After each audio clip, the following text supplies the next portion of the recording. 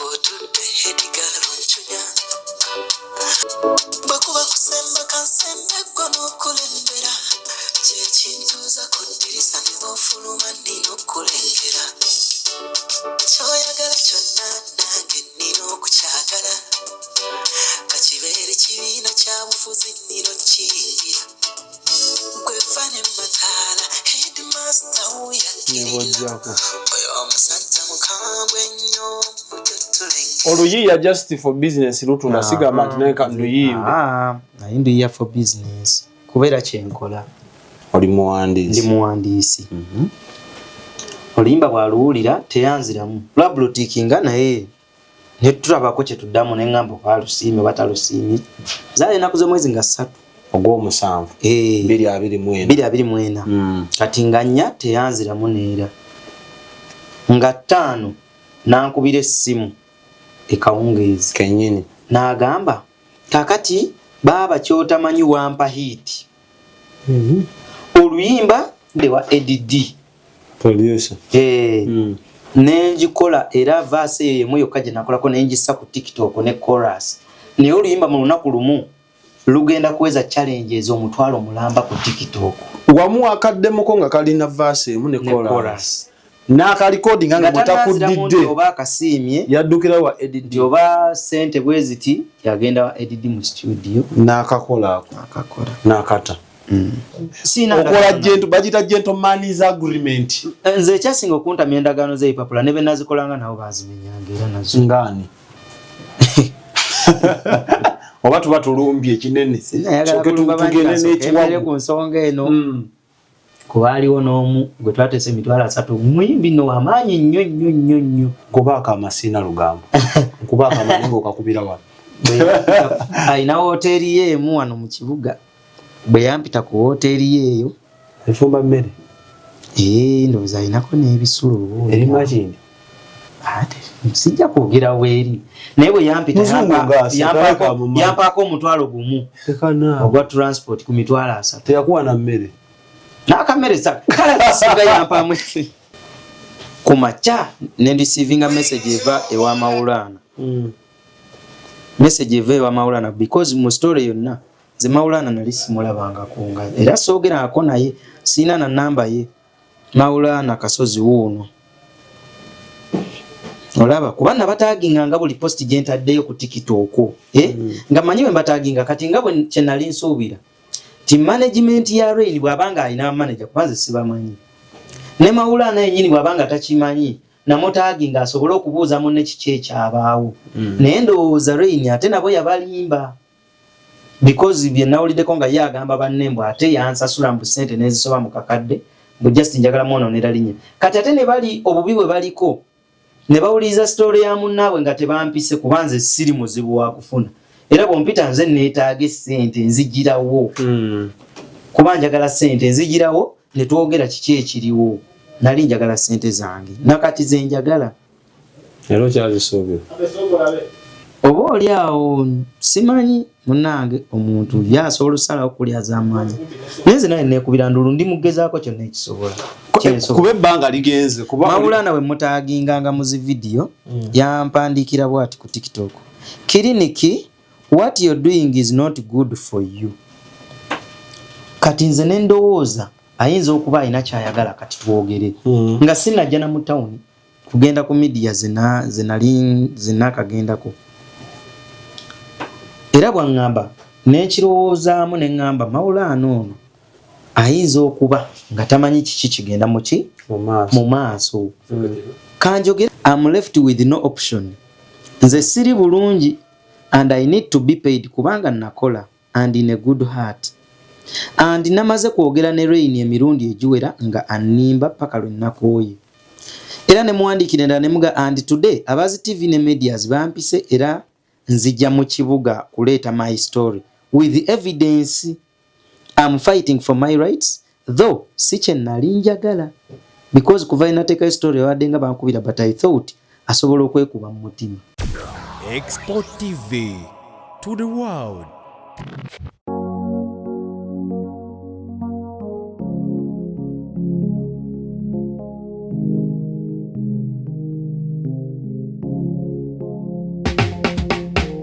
kankwanjulire Cambridge Junior School esangibwa Matugga Kito bano beesowoddeyo okubangula omwana ow'omulembe guno. Omwana agenda okufuluma ng'alina obukugu obulala bungi omuli okukozesa ebyuma bikalimagezi oba kompyuta, okuwuga, okuyimba n'okukuba ebivuga byonna, ate nga ne co-curricular activities tetuzisudde muguluka. Buli nzikiriza y'omwana essibwako essiira, tulina day ne boarding. Buli ekikozesebwa ku ssomero omwana akisangako. Abasomesa baffe batendeke tusobola okulabirira omwana wo okumala ebbanga lyonna ne bwe guba mwaka mulamba kusa n'eddekeya eri abannassale. Cambridge Junior School esangibwa Matugga Kito, kilomita emu okuva ku Bombo Road. Okumanya ebisingawo kubira Administrates ku 0773 01 14 12 oba kubira Director ku 0752 52 Cambridge Junior School, a well for knowledge. Okay, mukwano gwange kalira olunaku olwaleero tuli mu lutalo kutawuluza. Omukulu avuddeyo yeekubidde omulanga dani kikyotegeeza. Kale mikwano gyange ebaaniriza olunaku olwaleero waliwo omukulu atuse ku mmeeza yaffe wano ng'ali mu maziga g'otamanyiiko muwendo alaajana. Ayina ekiki ekyamubbibwako omukulu amanyikiddwa nga Rain. So aze waneno ng'akuba enduulu agamba agala funa buyambi agezezaako byonna biganye. So tumulina kalira omuwulirize ensonga ze nga tonnamujaji nga tonnamuvuma sooka owulirize ku nsonga ze. Nexport TV YouTube channel yaffe subscribinga bakama baffe bangi abateekamu akasente okuli Cambridge Junior School somero bakubireko ennamba zaabwe ziri wansi awo. Newe sikugamba bingi akalanga wakalabye Dani yakakuwadde dda so bakubireko ebisingo bitegeere ngo biwulidde. Then Alpha Media Production bifaananyi videos buli mu kika kya mukolo. Gwe kuba simu ogambe nti nze njagala omukolo gwange guno ngwagala simanyi ku tape, simanyi ngwagala ku flash, simanyi ku disk, simanyi soft copy, hard copy. Kuba byonna ogenda kuba obifuna. Sebo nsanyusa okulaba. Nange neesiimye okulabako. Oli mu studio za Expo TV. Amannya go gwa Yenze Clinics Sentongo Shafiki. Manyo mpadde amekaana asatu. Kati nkwa dressing engani muyimbi, writer, producer ani byonna mbiri. Ndi muyimbi, ndi writer, ndi producer. Right, good. Ekikuleso olunaku olwaleero ng'onoonya obwenkanya ki? Ekindeese okunoonya obwenkanya olwaleero specifically ensonga ya luyimba lwa Headgirl olulidda olwaba Maulana ne Rain. Luno tumanyi bange batudde atitanto lwaki lwabadde ki? Oluyimba nze naluyiiya mu mwezi gw'omusanvu omwaka oguwedde 2024. Naluyiiza wa Montez mu studio ya Montez. Eyo Montez. Kwendi. Noonya Rain. Wamunoonya before mwalina connection nga tonna connection yaliwo before nakajjanjijjukire yankubirako ku ssimu ng'ali wa Brian Beats. Olunaku lwe baddamu oluyimba lwa Mpambana ne Mukasa Kadeya balukolera wa Brian era Brian yamuwa ennamba yange nankubira. Kye kyakkubiza?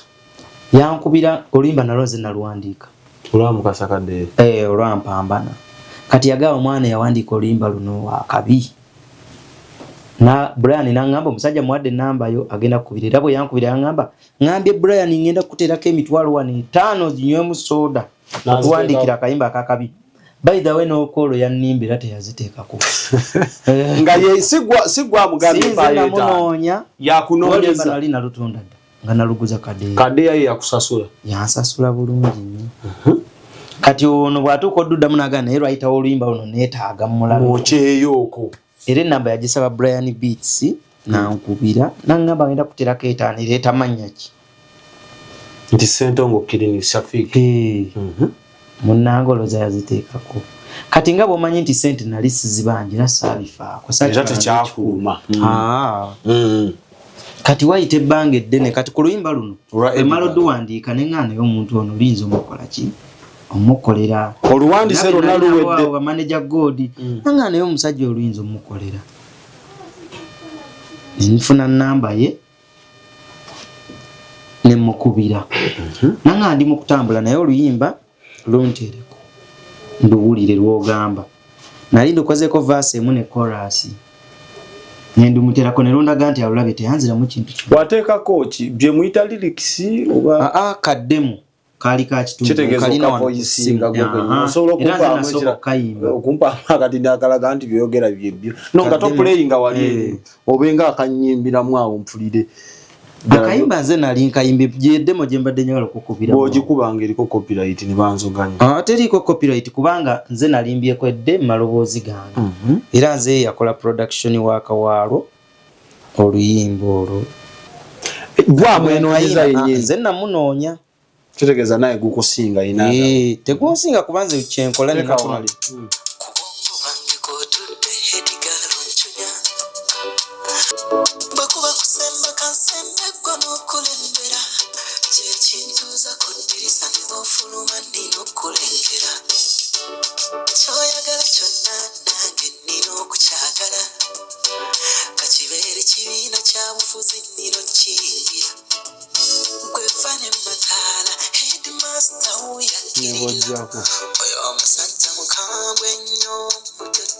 oluyiya just for business lutunda sigamba nti naye kanduyimbe naye nduyiya for business kubeera kyenkola oli muwandiisi ndi muwandiisi oluyimba bwaluwulira teyanziramu lwabulutikinga naye netulabako kyetuddamu neŋŋamba okwalusiimye batalusiimye zaala ennaku z'omwezi nga 3 ogw'omusanvu 224 kati nga 4 teyanziramu neera nga 5 nankubira essimu ekawungeezi kennyini n'agamba kakati baaba kyotamanyi wampa hiiti oluyimba ndewa ADD producer nenjikola era verse eyo yemu yokka gye nakolako nenjisa ku TikTok ne chorus naye oluyimba mu lunaku lumu lugenda kuweza challenge ez'omutwalo mulamba ku TikTok wamu akaddemuko nga kalina verse emu ne chorus n'akalikodinga nga mutakuddidde oba akasiimye yaddukira wa ADD oba sente bweziti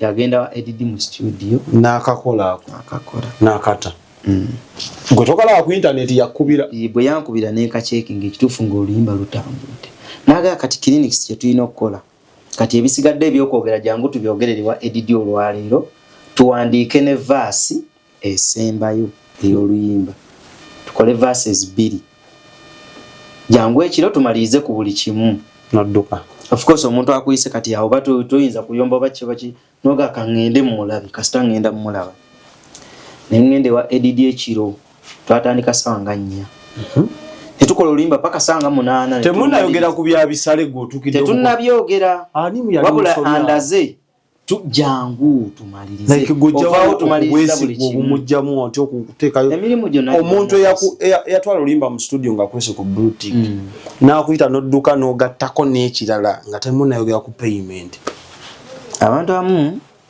kati ekyo nja kituukako maaso awo fe olumu oba osuubira ssente omuntu bwakuwa essuubi tutambulira ku ssuubi abantu abasinga ko batambulira oba oli agambe gwe jangu tumalirize kati googaane ki kuba nange kye nali njagala ze ssente nali njagala bintu bibiri mu luyimba olwo nali njagala ssente n'okwongera okwetunda ng'omuwandiisi kuba ennyimba nnyingi zenzize ngamba of course ebeera opportunity omuntu kati nze wemuwa oluyimba and of course kye nali ndisuubiramu kyalukola nti lusinge ku nnyimba zonna zaalina amaanyi ekyo buli gwempadde oluyimba nzize nga nkiraba nti at least buli luyimba lw'omuwa lumugattako naawe kikufuula ow'enjawulo kubanga nzize nga nkiraba kumpi ku buli muyimbi gwempandiikira aba n'ennyimba ze naye nze wemuwa olwange lwonzika lusinga zaabadde nazo ekyo nekyebaliza Katonda kati bwe mutuukako bwe tumala okukola mugamba tukoze tutya kuba of course twalina okumaliza nga tetunnayawukana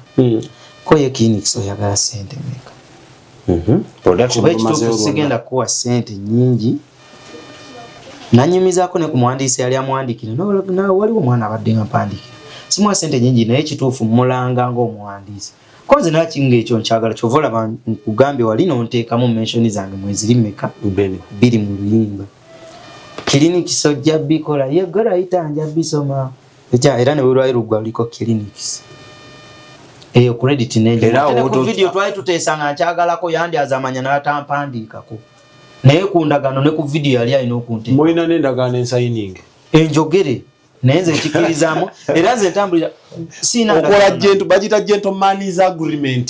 Nze ekyasinga okuntamya endagaano z'ebipapula ne be nazikolanga nabo bazimenyanga era nazo ngaani oba tuba tulumbye ekinene tugende n'ekiwago ku nsonga eno kuba aliwo n'omu gwe twatese emitwalo 3 muyimbi no amaanyi nnyo kubaaka amasina lugambo kubaaka amaningo okakubira wano ayina hoteeri ye emu wano mu kibuga bwe yampita ku hoteeri yeeyo efumba mmere ndowooza ayinako n'ebisulo eri makindi ate sijja kwogera weeri naye bwe yampita yampaako omutwalo gumu ogwa transport ku mitwalo 3 teyakuwa na mmere n'akamere singa yampamu naye ekyamazima bambi we namuwa oluyimba mukwawukana nanga sijja kuwa sente nyingi ne muganza oluyimba mbadde ndwagala mu miliyoni etya emu waliwo neyabadde alunsaba ng'aziina sente ng'aziina mukazi naye nga simulamu promotion nina neze namuguze endala zakyaterese nga zaatuula nga tazitanga ne muganza ekikunjagaza nti wandaze nti olutadde kyanumye tetunakanya naye ate kyansanyusiza nti at least gwe olutadde omaze nojja ate n'okujja nangamba ezo sente nyingi clinics ezo sente nyingi nnyo naye obeerawa kwanza ensulaawo salama ngewa ku kipande kya brother Ron ko yekankutwaleko nantwala paka ewaka paka ku gate temunayoga ku sente ka lift kalumye nze nkimanyi kyali naye mubidde ku kimu tukyali akasente wakali ate oyinza okuntuusa ewaka ne twawukana no nga tompadde ng'ate waŋŋambi bweziri bwe tutuuka ewaka omusajja n'aga clinics ezo sente zoyogedde nnyingi naye kandabe wano sente zenkuwaayo naako sente zenkuwa tulabeyo tukwatagana naye kwata mu nsawo z'essaati yali mu kipale kishoti kimpi ng'abaserebu baba akwata mu z'empale n'akwata mu mmotoka buli wamu yakwatawo sitanga temuli n'agamba sente zimubuzeeko oba weemakula nga wakuwayiza okwemakula yagamba mu luvannyuma yaŋŋamba nzijukidde ndabika wenzirese ndabika nina wenzirese naye clinics katukole bwe tuti kansoke nkuwe wano kasoda ka mitwalo 10 ka transport ko kankakuteere wano ku ssimu sente ngenda kuzikuwa zaatayogera naye gwe wamugamba kakadde namugamba kakadde naye enkya kati nze nga mmanyi kansinzire kuzaleeta mugambe ntono tubageininge kuba nali lwedde okuteesa munnange enkeerolooza yaddamu okunkubira amasimu yafuuka bize nnyo lwe lunaku lwe namulabako lwe nasooka omulaba nga muwa oluyimba ate ndowooza lwe lunaku era olwasembayo siddangamu kumulaba omuntu gwawe engoma bwe lwe lunaku lwe nasemba omulaba kati waliwo enaddamu mukubirako essimu maaso kaawo ne mugawo waaye n'agamba omanyi clinics nti oluyimba lukyandyako sente lukyetaaga bingi lukyatambula ate nga nange ndaba lupromisinga sooka onnindemu nalina okuddamu ne ŋŋumiikiriza lumu waliwo lwe yateeka ku status n'agamba clinics mbwaggo wampa oluyimba n'amala najja ne mu inbox naga clinics nti kankutereka 5 wano ziriemu enkoko akugamba nkutereka ekyetaano ky'enkoko aga clinics kankutereka ekyetaano gwe esente z'oluyimba zo tazoogerako oziriemu enkoko zo ziriemu enkoko wampa oluyimba kati ne mugana naye ate sente z'oluyimba zo tukoze tutya agamba ebyo tujja kubimaliriza engeri gye saayina nnyo bwetaavu nnyo budde obwo era nensirika nekirala ne bwe naalibadde nabwo nze siri muntu muzibu olwedde n'etaano bwoba ozimpadde zisobola okumbeezaawo wiiki namba okitegeera ne bwe naalibadde nina obwetaavu era olwedde ekyetaano kyali kimaze okumbeeramu okitegeera kati bw'ogattako egyo 15 ezo zaali za nkoko ziri zaali za transport ati yayinza okuba nga eri yagatta era ne bwaba zigase kakati munnange amaliriza tuddamu era tutwala ebbanga eddala embeera etuuka engatta nga bw'omanya embeera tuli bwana wambaata siga nti olina nnyo bizinesi w'oyimiridde era yankubamu nenzira mu kyalo bwe nzira mu kyalo nagambako ku Raini oyo nemuga ekituufu kati ntuuse naye onkoze otya nga neetaagayo ku ssente mu Desemba zaali ennaku z'omwezi nga 29 message nazo nzirina muno mu ssimu bonaaba osobodde oziraga abantu bonaaba oyagadde nga 29 Desemba namukubira nangamba clinic simpaayo ne ku nnyimba endala kuba kati njagala tugenda kigatta lumu gwe tofaayo twatadde mozi nyingi ne musindikira asobole okukola selection n'omwongera n'endala yesebo nga nina ne mulondeddeko ne mugana naye naali kulondedde luno oli agambe tugenda bikwasaganya wamu siga nti nali mumanyi nnyo okuva emabega nze of course namwesiga olw'ebigambo nze oli bwangamba ekigambo nkiwuliriza ate mba mu business kubeera njagala n'omwongera olukala lw'ennyimba nti era londako mweruli muno mu ssimu era nalondako era tulusuubire lujja saayo simanyi kubanga olaana olwasooka terusasulwanga ati kati waba olina asobola olutera n'atakusasula simanyi ekibuuzo kyange kiri nti clinic sololimba nga luluddewo kebbanga ddene n'omuntu omulabi agenda kukubuuza bulijjo oliwa emyezi 8 kyekikye nagaye nti we lwali lutambulira yaŋŋamba ndi mu kutambuza luyimba sooka ogumemu oba olina engeri Raini gy'agenda agenda kwesimbawo alina ekitundu kyagenda okwesimbawo saidize mu Lubaga oba olina akulya emabega ngo era naye yakyogeddeko naye kikulaga nti nze sinabye ndiko nina message mu simu zange nga muwoninga tolina politician yenna gw'okolagana naye mu Lubaga awo sirina bemmanyi n'okubamanya sibamanyi lwaki kasira n'ekirala kiba kya buswavu nnyo nze gwolaba nina bye ndi mu kugatta nga nze nzija kuba president kate president atalwanyise MP ojja kubwa nalangirira dda nzija kuba president wa Uganda sisobola kulwanyisa MP ekituufu kale nga bw'akyogera kubeera alina be yakigamba ye nga bw'akyogera alina be yakigamba nti bya bufuzi naye nga ye abateerawo ensonga endala kumamu ku mikwano gye manyi ne Maulana kyamanyi nti ye yabagamba bw'ati alina byagamba nti clinics oyo ekimusumbuwa bwavu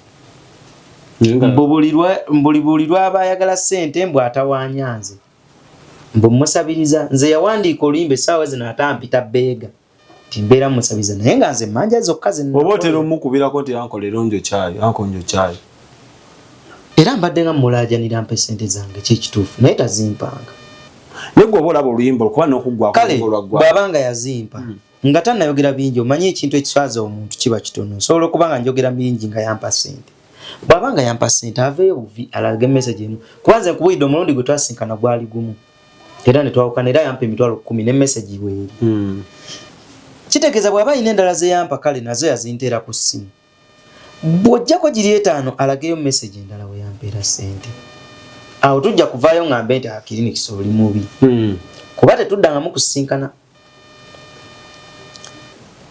sente ekintuusa okunteesa story mawulire kyeki nga 29 musaba sente n'asaba demos Desemba nazimuweereza jukira twali twakayitako myezi emeka 3 tutuuse mu Desemba omwo ansuubizza naga leeta mannya ki nti Shafiki Kisentongo kye kale kankuteereko wano sente nalinde ennaku eziwera nga sifuna ssente kamale n'okisoma wano manyi saamukubira simu za kumukumu nalindanga ne wayita akabanga akawera olwo geesa 29 ono Raini mufunye 29 lwe luno luliko demo olukalala luno lwola zonna gwe yaziwandiika zonna zino nazimuwadde yalondeko lumu naga loved this kakano nice yakona ku bubiri ninda adabe kyanaza nyo sikujajamya biri ebyo oba gwata evalue kati ebyo tubinyo tosobola kwevalue nga ng'oli mwavu teri obaavu nga bebalamu ensakirini webalemu ensi oli eki teri kitusumbuwanga bwavu kati kankubuulire n'olumu aba teyali kwesiza bwati kuba bw'obeerawo mu olinamu akasente ko oli bwajja n'olimba nawe bwematya n'okuluma obuwi atoba naye kati gwe kulw'okuba okimanyi bwe ndumu ajja kumpa ssente kale wakiri kati nno nze nzija okuteesa n'omuntu n'olumu mbagamba akakadde naye nga ndi willing n'okukwata n'emitwalo ameka abiri kuba nange ndi muyimbi ezimu naalya gado zeyimbi naye otuuka n'ogaaluno kanduwe oluya ndikubuliza lwaki ezo ennyimba tozeeyimbira naye n'ofuuka w'amaanyi promotion sente ziveewa nga nina neze nayimba nga video lyagamba akakadde noonoonya lwonoogatta akakadde okukaweza nga tukalaba kaliwo kati naddamu wano nga 29 lwe tukomye luno twaddamu wano mu March luno March nga 5 March wayisewo emyezi emeka kikulaga ng'omuntu abanjiza okumukumu gwe oba olaba oyinza okuba omukubira n'amasi kuba wali namunyonyola ne mugamba kale ndi mukuba bbuluka naye kiyinza okuntwaliramu emyezi kale kanoonye mpola mpola saagala kuteeka ku pressure kanange bwenkuba bbuluka nga bwenkuba bbuluka sente ezo zinyambeko mu kugula enku nsobole okwokya bbuluka kuba nali ndaba nga ebyokukuba bino byangu abakusomerako amazzi ebyo bisoboka oli wa ku kyalo ebugobanga eyo ebutambala gyembeera eyo nakati gyenvudde munnaye bwe mugamba ngendo layo budde bugenze kati nga n'olwokubiri kati olondaba yanteeka mu bulimba n'asaba n'ennyimba nanguumaaza nanyiigamu n'empandiika message eno nengimuwandiikira good morning papa hope you are okay naye okimanyi I was not paid akasente k'oluyimba waŋŋamba ojja kumpa kati olwo ebyoluyimba olwokubiri mbivuddeko ndabye nga byate olwosooka olaba luganye ebyokubiri mbikoze eki bivuddeko tewali business waŋŋamba ojja kumpa naye munnange sizirabanga wankola otya because at least the song worked for you naddamu wano nti ya replying eno yiino nampereza voice note eno ya view once era we namala ogisoma yiino ogira nevaawo nze yange gye namuweereza teyali ya view once yiino ngera mulaajanira mugana naye wansuubiza mmaze okwokya bbulooka panze tanuulu nkulinda sikukola ki njagala kwokya sikulaba nga 5 teyanziramu ne tutuuka nga 7 ne muga papa ne mukubira n'atakwata bubulutikinga mbulaba ne tutuuka nga 9 ne muga what you're doing is not fair nze nali mulambulukufu gy'oli but gwate ontambuliza mu kunnimba message zino bw'oziraba olaba omuntu gwe basindise ku by'obufuzi oba olaba omuntu abanja ssente ze awo tekyeraga nemwe tutomanya kati ntuzze wano bwe mugamba kino naŋŋamba bw'ati olw'okuba nali mubuulira ennaku yange yonna gye mpita munaga I know the pain you're going through and how urgent you want this but nindamu tuyingire week tomorrow nemuga let me hope so inshallah tugenze nga 10 yansubiza 9 nalinze salabye kati tuligenze nga 10 lwe yaŋŋambye okulinda enkya tomorrow ogamba I'm waiting papa teyanziramu nemukubira amasimu awo n'atakwata ne tugenda nga 13 March ono nemugamba bibino message yino mpanvu nnyo nga ya bulumi omusomera nemusomera ekinuma abayimbi bwe nabe enkolera mu mpisa bwe muti oluvannyuma ate ne mumpita omulalu nga bwengaba ebyobwereere mwenga mwamala dde okufuna bye mwagala I've always tried to trust people naye it's like no one will ever appreciate it's okay let me try some other means kuba ekituufu nze naawe tumanyi everything about that song olokanga kanga and the way you showed me mbu sente zikubuzeeko ng'omaze okunziza ewaka ekiro wayise emyezi mingi nnyo ate ekituufu n'oluyimba lwakukolera naye just abantu temusiima nomulekaawo bwe muteekaawo ne ngenda ku Facebook nenkola post yiino wano TikTok yali egamba ku TikTok Maulana and Rain if you don't pay my money for head girl today temunenya kyenzizaako nkakasa ngumikirize ekimala ngulu ndi mu busungu ndaba enkuba etandise okujja napanga tanuulu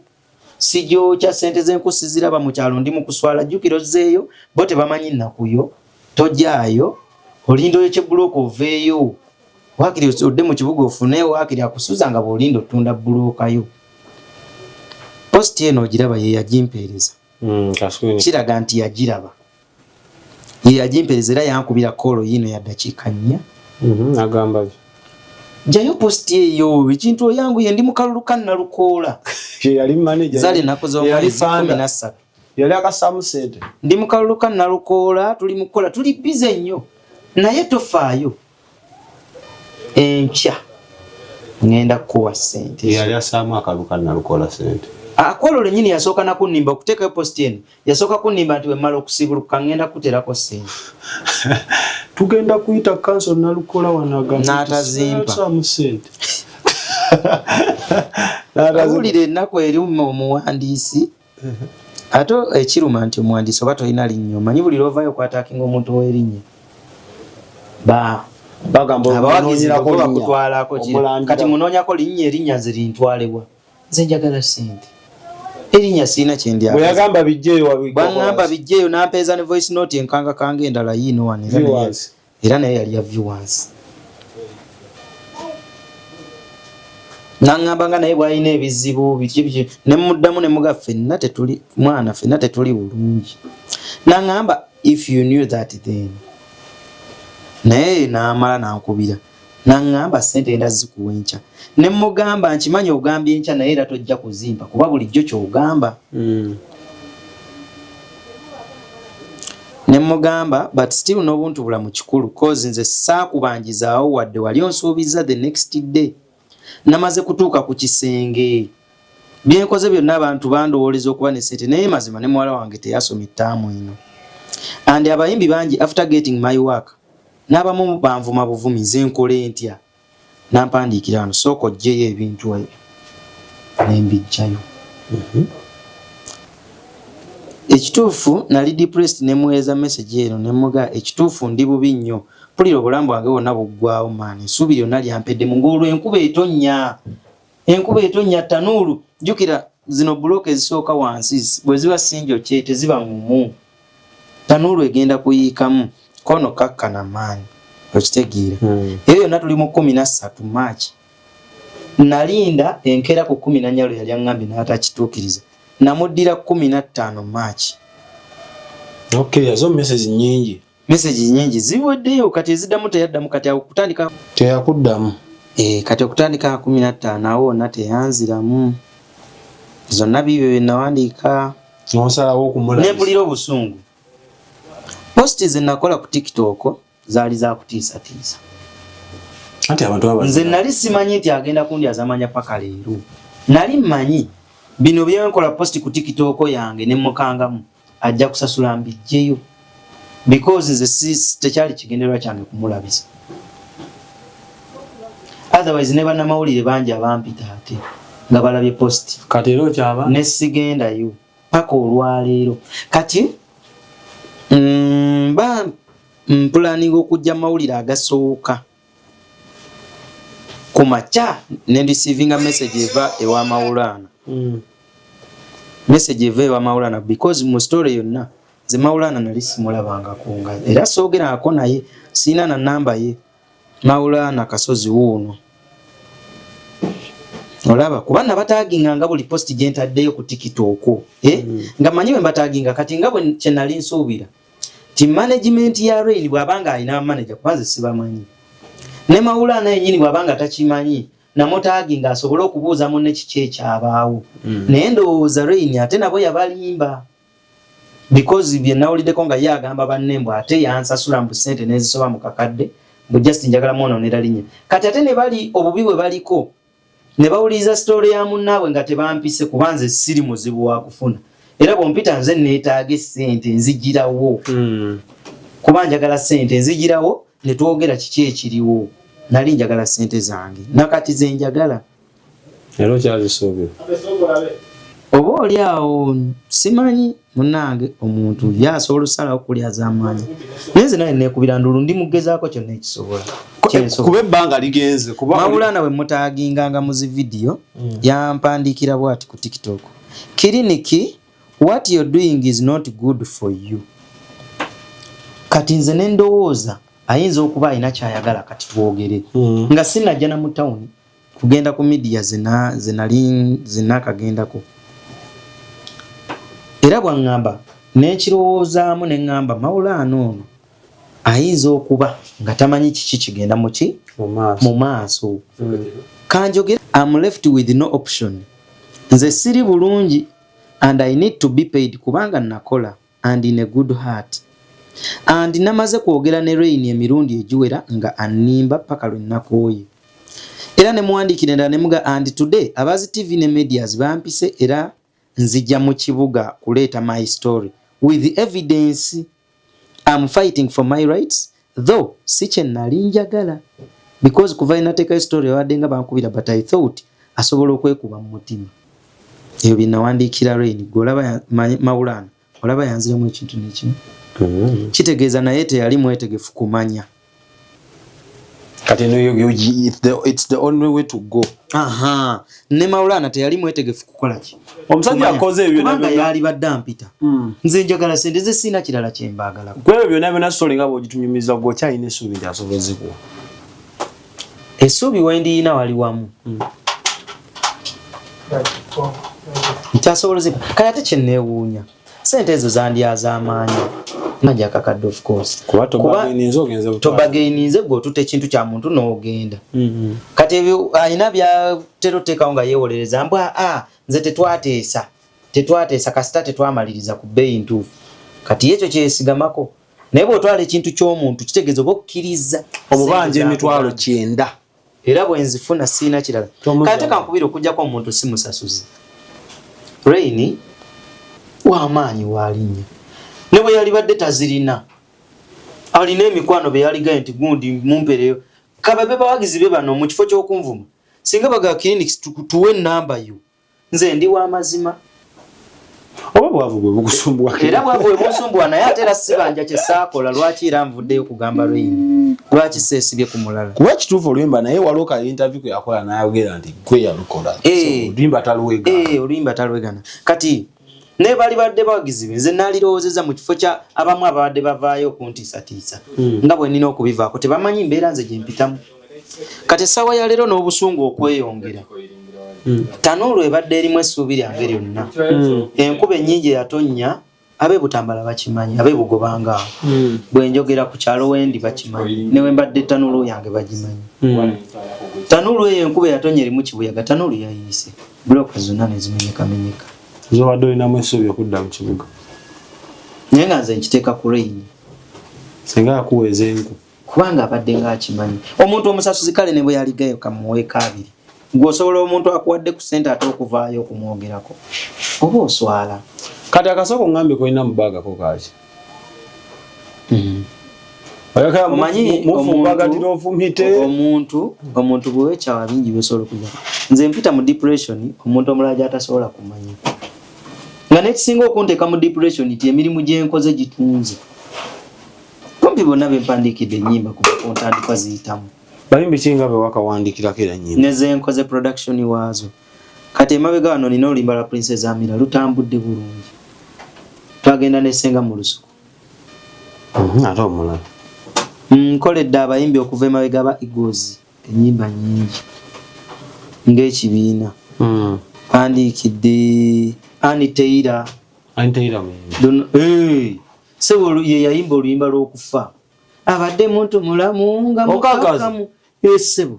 Akakayimba ka Anitaira. Ka Anitaira abasinga tebakimanyi. Akakayimba SB4 yatuyita ne tukayiya. Nga Anitaira afiiriddwa taatawe. Akakantu ka Anitaira. Mutegekere mmeeza tatange kagenze enseneefulidde. Nkamanyi era buli yali afiiriddwa akamanyi. Akakayimba lwa Anitaira. Lwa Anitaira. Gwe yaluwandiika. Ffe twaluwandiika twali ttiimu nali ne Jimmy. N'omulala bwe yali ani. Kakati munnange ne mpandiika Hello Farida lwa Jimmy Kiwanuka. Hello Farida. Nalwo lwayitaayitamu awo ke luyiseemu. Nzize nga nkolera Flona nze namuleeta mu ndongo ne mukolera obuyimba. Lwaki teweereeta? Oleeta banno gwe teweereeta? Abantu abamu ndowooza tuli madaala g'abalala kulinnyirako. Era bw'okizuula kkiriza bakulinnyireko bayitewo. Lwakuba ate bwe kibaako payment kyetaaga bagireete. Kati bwe tuvaawo nno nze obusungu we buli nti yanneegaana. Ye mu bantu balala alaga nti ampa ssente. Naye ng'ate naye akimanyi si kituufu. Kyokka no mu Busiraamu omuntu oyo asobola n'okulimbira mu kisiibo kino Rain nkimanyi waali wonna ajja kundaba naye nga mutima gwakimanyi nti byayogera alimba alimbira mu sawumu kati oyo ate aba mulimba nnyo okubira omulanga tumuveeko tetujja kati Rain ayinza obutansasula naye abawagizi be bangi bekiyinza okukwatako ne kibaluma nze kati kankubire ne banaga nti oli akuteddeko 15 gwe kasitonterako nkubira nti nze ndi muwagizi wa Rain tukusasula ssente za Rain muveko nja kudda wano nangirire nti Rain mwesonyiwe era mbalage nti sina kira kyembadde muno emitwalo 9 bwenda emitwalo 9 banja basobola no tuwe namba nze nange nda kwayo 10 ne kati abanje emitwalo 89 mukenda ate ndi serious ekyamazima wefuna sente Rain sina kyemwagaza era naye akimanyi honorable message zonna bona bosobodde ozifuna nsaba ozibalage olaga abantu nze kyenwanira sirwanira kukumpanya sirwanira kintu kyonna wesirikire honorable Rain ku mitwalo 9 nze nganze soda nkuteddeko 10 kati bakubanja emitwalo 89 mukenda some namba n'abawagizi ate no clinics nota tubulira nzo manyi wali ampulideko ekyobuya ekyo some namba tubulire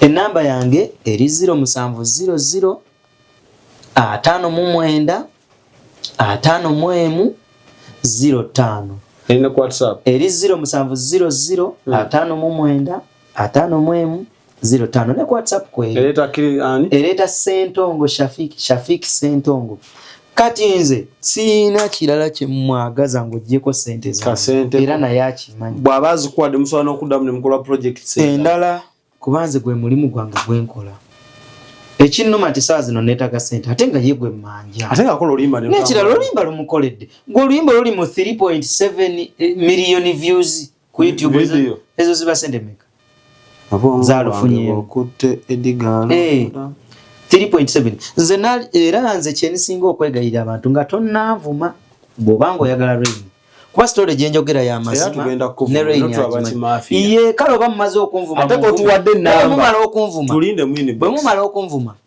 weekwate obeeko ky'omusasulira nga gwayagaliza Rain ndi mulambulukufu nnyo ng'era nkakasa nti bwe naafuna ssente zange tomuzaako ngalo nina okudda mu kamera nenkubuulira nti sente nzifunye nkubuulire ne wemba nzijje bw'anaaba yansasudde nja kujja kugayo Rain message yino oba yampise nampa sente zange naye bw'atazikuwa bwe naabanga bawagizi be bakikoze oba bantu babamwagala oba ba famire ye kuba nze simuyinaako buzibu sirina kye mumanyiiko era nja kuvayo ngambe nti ziizino sente bazimpadde nze nnoonya ate zonna Rain n'abawagizi batabikuwa olidde omubanja paka lwalifa paka kuwulira bubi kubanga ne mu UPRS njagala ngendeyo ne ku poliisi yakugenda ndoope kati obukakafu bulaga nti nze nawandiika mu luyimba tompulira mu clinics yegwerayita obwo bwe bukakafu obusooka kati obukakafu obulala bulaga nti nze ngamba yansasulako kuba kati naalibadde ngamba kale teyansasulako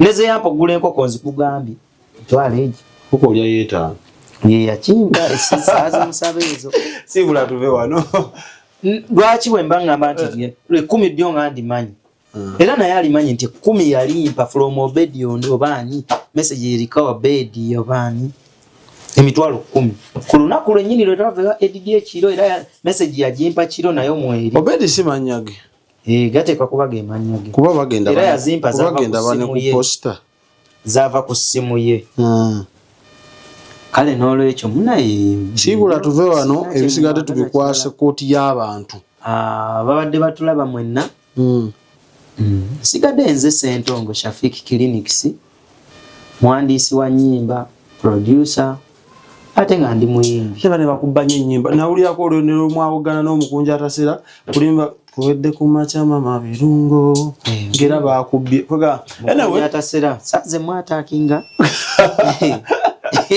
anyway tuve omusajja wange so musajja just twafuna mu butakwatagana n'omukunju ensonga za clinics zizo kati judging nga owulidde abantu babeera n'ennaku lwakuyo singa bannayuganda tuzannya nnyo ku nnaku y'abantu n'ekirala okuvaayo oli najja mu kamera oba buvumu babuvumu okuvaayo kubanga teri muntu ayagala kubeera mu kamera mu nsonga za bubi oba oli awo twali badde mu kamera mu nsonga za bubi naye n'ennaku tulina ennaku nnyingi Ennaku etuluma muganda nge ennaku ennumye. Waaye kumyawo ennaku yobaso ne banyawo for now. Bye bye. Export TV to the world.